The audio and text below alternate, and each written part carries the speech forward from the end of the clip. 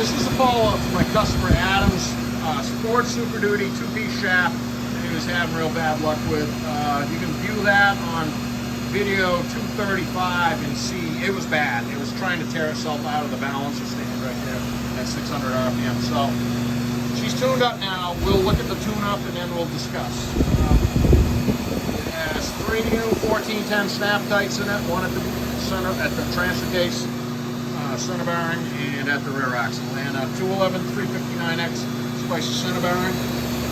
That's a little whacker up. That's pretty close to 3,000 RPM right there.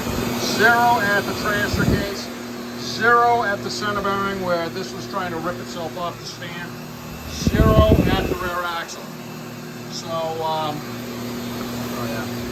you can see there's a grease fitting whizzing around there.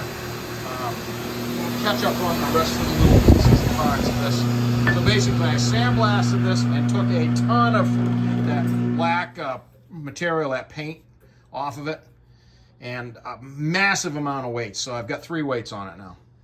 That's it. Got it down to bare metal. I would say that when they quote unquote, doing the air quotes, did the work to it previously, they didn't mark any of these pieces. So this is important that it goes back the way that it was built. And so the relationship between all of these pieces, this comes off so you can change the center bearing.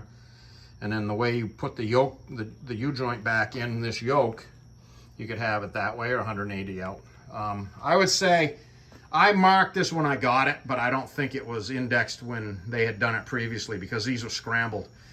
I put it back together the way it was marked, and it didn't run good.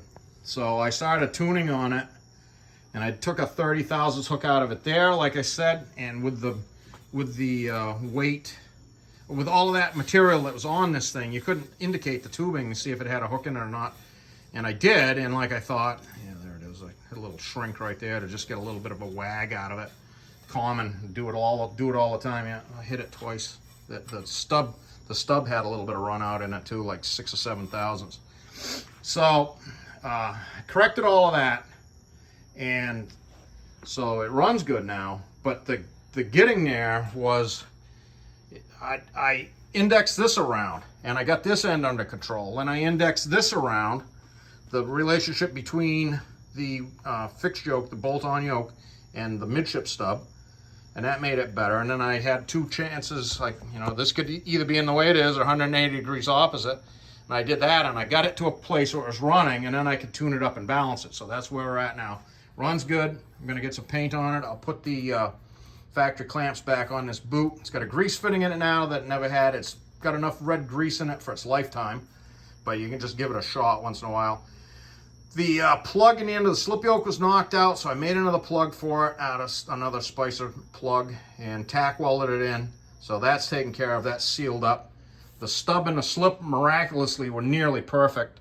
So we're gonna say that's a win. This is a massive win for his truck. You know, I do a lot of these. It's not very scientific, but here is my postal weight scale. This is a U.S. Postal Service scale. It's got 2 ounces of that crud on it that was all in one spot. This is the balancer ring cut in half, and there's a reveal where it all builds up. This came out of here. It shows me inadvertently knocking it loose on video 325. So just a little drive shaft geek stuff. But we're gonna say this is a win for Adam's F250, and we're gonna get some paint on this and get it back to him directly.